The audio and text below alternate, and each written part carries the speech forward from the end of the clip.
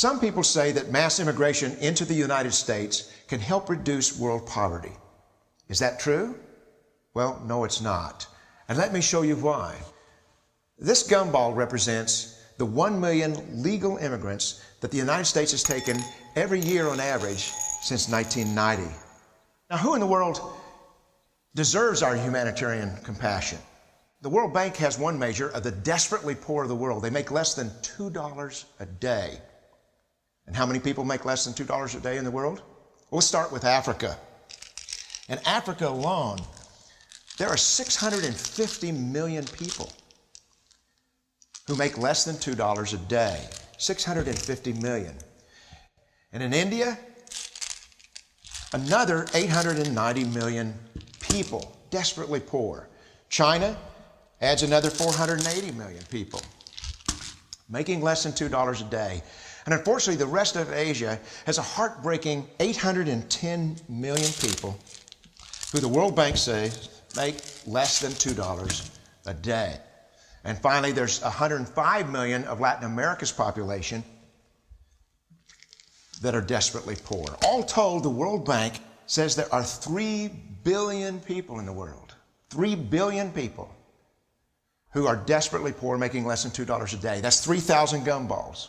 And every year, we take 1 million and suggest that we've somehow made a humanitarian difference. The plurality of people come from Mexico. And Mexico is poor. How many people in the world live in countries that have average incomes lower than that of Mexico?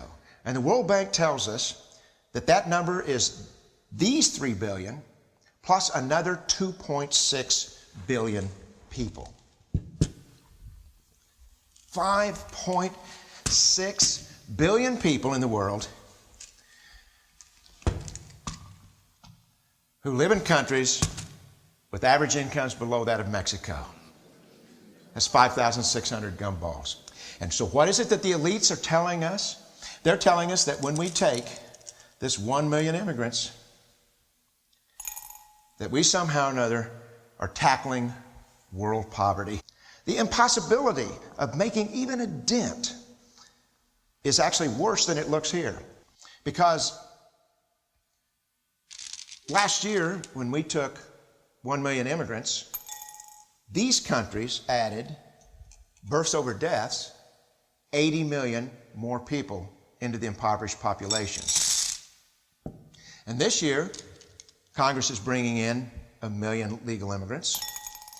And this year, according to the United Nations, these countries are expected to add another 80 million people.